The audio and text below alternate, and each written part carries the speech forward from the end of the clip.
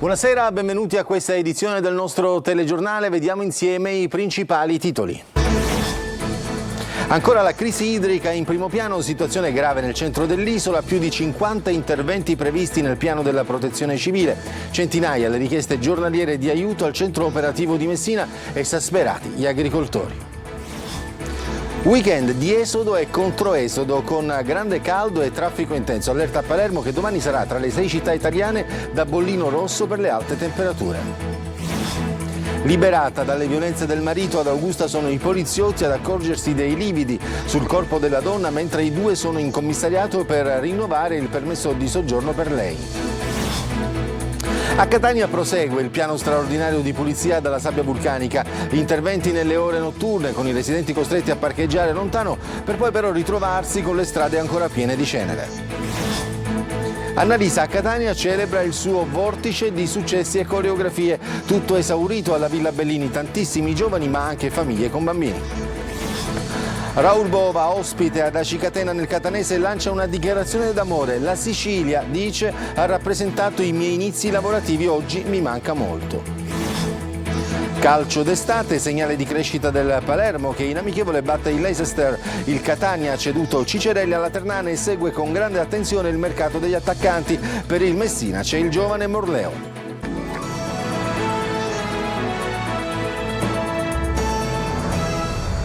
Continua la grande sete in Sicilia, situazione critica nelle province centrali dell'isola. A Palermo il razionamento per il momento è evitato, 53 gli interventi previsti nel piano della protezione civile, ma ci fa il punto Manlio Viola. 53 interventi in piedi, la carta dei dissalatori come Jolly, i pozzi che i comuni devono trovare quanto prima e il piano della protezione civile regionale per il quale la stessa regione chiede aiuto e collaborazione ai comuni additati nei giorni scorsi soprattutto da Roma come gli enti in eterno ritardo. Si cercano soluzioni rapide con cantieri già aperti per reperire 1300 litri al secondo di acqua e tempi invece troppo lunghi, mesi o anche un anno, addirittura un anno e mezzo per i dissalatori. Sul tavolo sono stati messi subito 20 milioni, si stanno già spendendo, ma ci sono altri soldi per altri interventi stanziati o in arrivo. 28 milioni sono stati messi sul campo dalla regione, altri arrivano dalla protezione civile nazionale. Ci sono aree dove la crisi si sta facendo sentire di più, l'Agrigentino, il Nisseno, l'Ennese, mentre nel Trapanese si vedono i primi effetti degli interventi e i disagi cominciano a diminuire. A Palermo per il momento diminuirà la pressione dell'acqua, ma non ci sarà il razionamento. C'è acqua fino a fine settembre, se si risparmia anche fino alla fine dell'anno. Le misure del piano sono a scopo soprattutto precauzionale, dice il capo della protezione civile siciliana Salvo Cocina.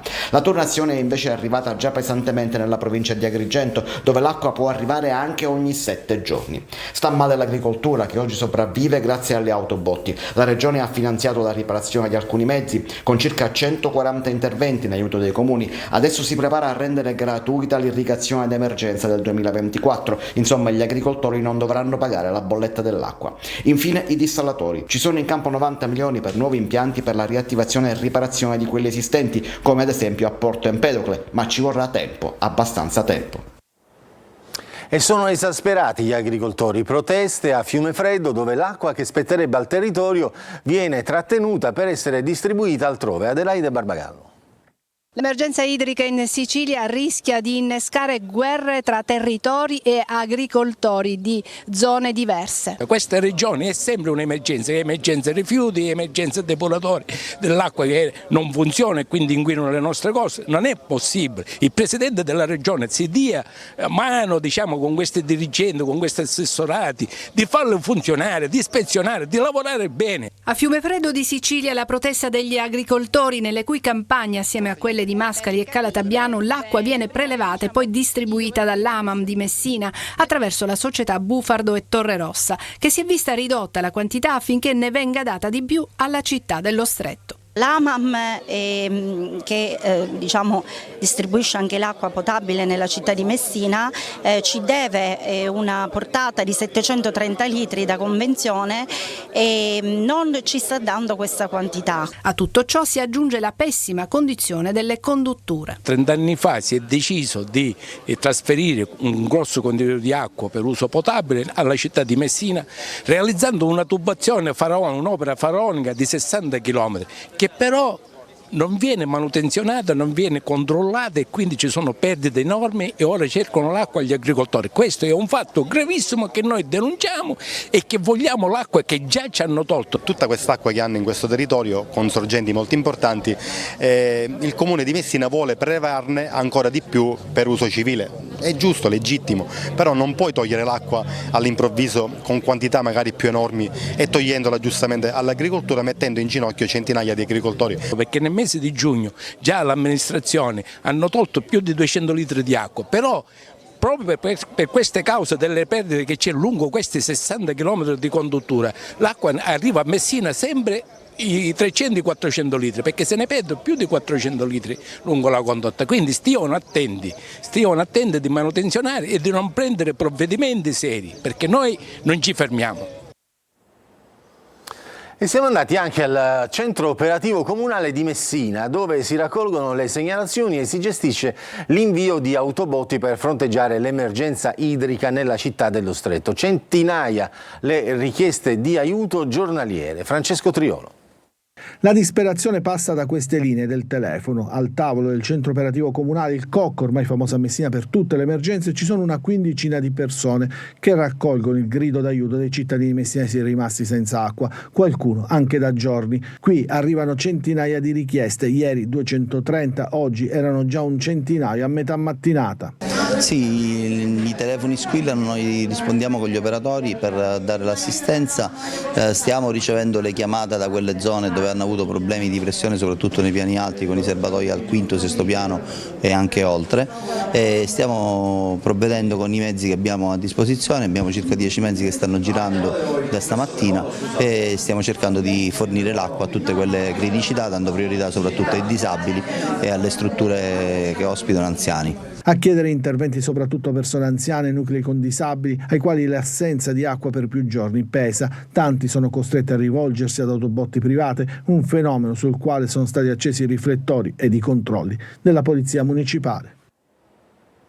E quello che stiamo vivendo è un weekend di esodo e in qualche caso di controesodo, con grande caldo e traffico intenso. Allerta a Palermo che domani sarà tra le 6 città italiane da bollino rosso per le alte temperature. L'ANAS sospende il 70% dei cantieri sul territorio italiano, ma in Sicilia rimangono tanti quelli che comunque creano disagi alla circolazione. Eva Spampinato. Un doppio bollino rosso quello che accompagnerà l'ultimo weekend di luglio in Sicilia, con le strade assediate dal traffico da esodo e le temperature che toccheranno picchi di 40 gradi. Il bollettino delle ondate di calore del Ministero della Salute indica il bollino rosso in 6 città italiane, tra queste c'è Palermo. Alte temperature associate ad altissimo tasso di umidità. Sul fronte viario, a penalizzare la viabilità di questo primo weekend di esodo estivo, c'è anche il rientro dei vacanzieri partiti a luglio. Per questo l'ANAS ha potenziato il personale sulle strade, disponendo la sospensione di 906 cantieri lungo tutta la rete stradale italiana. In Sicilia sono 55 i cantieri che resteranno operativi, se consideriamo anche le strade statali. Sulla rete autostradale gestita da ANAS invece 35 fra cantieri e deviazioni, 15 soltanto nella martoriata A19 Palermo-Catania. Per quanto riguarda i tratti gestiti dal Consorzio Autostrade Siciliane, è stato deciso di chiudere tutti quelli possibili. Sono 3 quelli rimasti aperti sulla A20 Messina, tra Cefalù e Buonfornello, che dovrebbe comunque chiudere entro i primi di agosto, uno a Rometta e l'altro a Milazzo. Sulla A18, la Messina-Catania, rimane aperto il cantiere di Ali Terme con doppio senso di marcia nella carreggiata lato Monte. Poi sono previsti altri lavori, quelli legati alla pulizia del verde, necessari per la prevenzione incendi. Nel weekend c'è il divieto di transito dei veicoli pesanti. La questura di Catania ricorda Giovanni Lizio, ispettore capo della squadra mobile al vertice della sezione antiracket, ucciso il 27 luglio del 1992, simbolo dell'impegno della Polizia di Stato nella lotta contro la criminalità organizzata. Le sue indagini, ricordano oggi, furono incisive e portarono all'arresto di molti estorsori legati ai clan mafiosi. Il procuratore aggiunto Sebastiano Ardita, sul proprio profilo social, ricorda Lizio come leader carismatico, uomo capace di convincere le vittime a collaborare, spina nel fianco di Cosa Nostra. Liberata dalle violenze del marito. Le continue aggressioni alla donna sono state scoperte dai poliziotti mentre marito e moglie erano in commissariato ad Augusta per rinnovare il permesso di soggiorno per lei. Francesco Aloi. Nemmeno il trucco era riuscito a coprire i tanti segni di violenza sul corpo, ferite che hanno liberato una donna dalle continue aggressioni in casa. Sono stati i poliziotti dell'ufficio immigrazione di Augusta ad accorgersi di tutto. Un mese fa, marito e moglie, lui del luogo, lei di origini tunisine, si recano in commissariato per rinnovare il permesso di soggiorno di lei. Inizialmente la donna si chiude nel silenzio, ma poi, il giorno dopo, decide di chiamare la mediatrice culturale, contatto che le avevano dato gli agenti, e racconta tutto: i maltrattamenti, le offese, le umiliazioni, le privazioni economiche e le continue botte subite, anche in presenza della figlia minorenne. Il marito violento viene ammonito dal questore, ma nonostante ciò continua con il suo atteggiamento aggressivo. Dopo qualche settimana la donna, dopo l'ennesima violenza, è costretta a presentarsi al pronto soccorso, per poi recarsi anche in caserma, dove stavolta sporge formale denuncia contro il marito, che è stato messo agli arresti domiciliari con l'applicazione del braccialetto elettronico. A Catania prosegue il piano straordinario di pulizia dalla sabbia vulcanica, interventi nelle ore notturne, stavolta nella terza municipalità, ma i risultati non soddisfano, residenti costretti a parcheggiare lontano per poi però ritrovarsi con le strade ancora piene di cenere. Emanuela Corsi. Catanesi neri come la cenere. Nonostante il piano di pulizia straordinaria sia stato attivato per tutelare la salute dei cittadini, i risultati sono poco visibili e non soddisfano nessuno. Ci troviamo oggi in via Vagliasindi. Ieri sera era stata programmata la pulizia di questa strada, ma un po' di tutta la zona. Ecco qui i cartelli con il divieto di fermata con rimozione per i mezzi per la pulizia della sabbia vulcanica dalle 20 alle 4. Questa è la situazione che troviamo questa mattina. Sembrerebbe proprio che non sia avvenuta. Non solo, tutta la cenere raccolta la vedo in giro nelle buste nei distretti non raccolta. Comunque ancora si rischia che qualche motorino possa anche cadere e farsi male. E stanotte si sentivano che facevano i lavori con i soffiatori, con le cose, hanno pulito il marciapiede. L'unica cosa buona è il marciapiede, hanno pulito, che almeno quello là. Lamentele anche da parte dei commercianti della zona, che preferiscono i vecchi metodi, scopa e paletta. Vicino al marciapiede è pulito, più in là c'è ancora questa sabbia che praticamente le persone come entrano succede un macello. È tutto qua, insomma. Quindi ha provveduto lei a pulire? Di mattina sì, per un po' di mattini davanti alla mia porta sì. Se da un lato l'amministrazione e le ditte incaricate per la pulizia chiedono collaborazione, dal canto loro i cittadini si lamentano perché le aree interessate dalla rimozione della sabbia vulcanica sono vaste e non si sa dove parcheggiare. La comunicazione tra l'altro è affidata a questi manifesti affissi poche ore prima e spesso le zone non corrispondono a quelle indicate sul sito del comune. Autonomia differenziata, un tema che rimbalza nelle discussioni di molti che cercano di capirne di più sulla riforma voluta dal governo e in particolar modo dalla Lega. Un provvedimento che davvero rischia di penalizzare la Sicilia alimentando il gap con le altre regioni, una domanda alla quale si è cercato di dare una risposta durante un incontro tenutosi a Palermo. Marco Gullà. A cosa è servita l'autonomia differenziata che in Sicilia fondamentalmente esiste da oltre 75 anni senza che abbia portato alcun vantaggio alla nostra terra? Una domanda che molti si pongono e che ovviamente è legata alla stretta attualità. Domanda a cui hanno dato una risposta nel corso di un incontro a Palermo Michele Boldrin, professore di economia alla Washington University, e Carlo Amenta, professore di economia all'Università degli Studi di Palermo. La Sicilia rischia poco e non è un caso che il Presidente della Regione, nonostante alcuni compagni del suo partito pensino che sia una grande disgrazia per l'Italia, abbia detto che è una cosa positiva. In fondo la Sicilia ha già la sua autonomia differenziata, seppure le regioni speciali abbiano una struttura un po' diversa, però la logica in fondo è quella e quindi la Sicilia dovrebbe guardare agli altri cercando di guidare questo processo. Purtroppo sappiamo che dopo tanti anni l'autonomia non è stata certamente un grande successo, ma forse può essere un'occasione per ripensarla e capire come migliorare quello che abbiamo. Ma questa legge può alimentare il gap con le altre regioni, soprattutto quelle del nord Italia? L'autonomia è solo un'autonomia di gestione delle risorse che fondamentalmente rimangono inalterate, quindi non è che all'improvviso qualcuno riceve di più di quello che riceveva prima e qualcuno riceve di meno, qualcuno semplicemente si gestisce in proprio le risorse. Ora, questa è un'altra questione, adesso ne discuteremo, io sono anche dell'opinione che alcune risorse non andrebbero gestite in proprio, non è efficiente che lo facciano, però questo vale per la Sicilia come per il Veneto, come per il Lazio. Adesso c'è la pubblicità, torniamo subito dopo.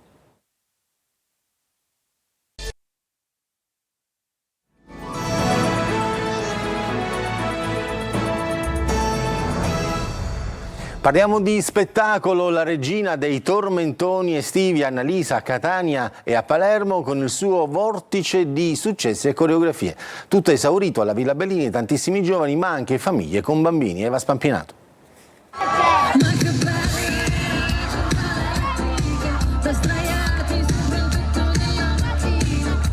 Il vortice di Annalisa, look spaziale, coda alta e una grinta da palco internazionale. La cantante, più amata da grandi e piccini, regina dei tormentoni estivi e non solo, ha riempito la Villa Bellini di Catania ieri sera per la prima tappa siciliana del suo tour estivo.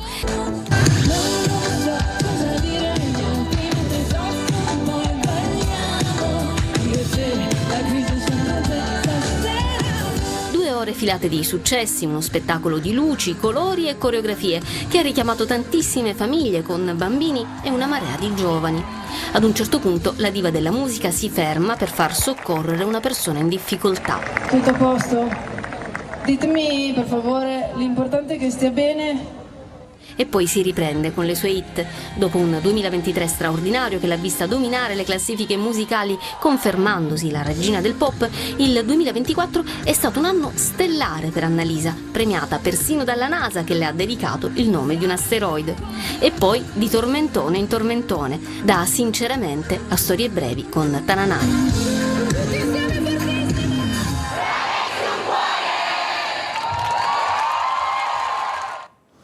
Raoul Bova, ospite del Cine Nostrum ad Aci Catena nel Catanese. La Sicilia ha rappresentato i miei inizi lavorativi, oggi mi manca molto la dichiarazione d'amore nei confronti della nostra isola, dove l'attore ha lavorato molto sia per la televisione che per il cinema. Simona Mazzone. Sono contento di essere qui, la Sicilia per me ha rappresentato i miei inizi, ho lavorato moltissimo qui sia con la televisione che con il cinema. Adesso un po' meno, ultimamente un po' meno, quindi devo dire che mi manca molto. Lunga tappa siciliana per Raoul Bova, che fino a mercoledì 31 luglio per 5 giorni sarà ospite del Cine Nostrum ad Aci Catena, rassegna cinematografica patrocinata dal Comune con la sindaca Margherita Ferro, con la direzione artistica di Francesco Grasso. Quest'anno dedicata all'attore romano e al suo sguardo del mare, quel mare che Bova, campione di nuoto, da sempre ama. Ho iniziato con il mio primo film in acqua con la storia dei fratelli a Bagnale, che era appunto una storia di canottaggio che si svolgeva a Castellammare con il mare, e poi ho iniziato con un altro mare, con Piccolo Grande Amore, e poi vabbè, il mare porta bene, porta consiglio, porta grande romanticismo, porta tutto, anche fortuna. A ottobre il ritorno sul piccolo schermo con la fortunata serie Don Matteo. Uscirà Don Matteo ad ottobre, e poi ci sarà al cinema un film, una commedia molto divertente. E durante il viaggio in Sicilia, perché non soffermarsi a gustare qualche specialità? Parmigiana, cannolo, caponata, ce ne sono tanti, ma più che altro sono i sapori sono quelli che contano. Dibattiti e proiezioni con l'attore presente per tutte e 5 le serate si terranno in Piano Umberto ad Aci Catena con ingresso gratuito. Adesso c'è la pubblicità, poi torniamo per parlare di calcio.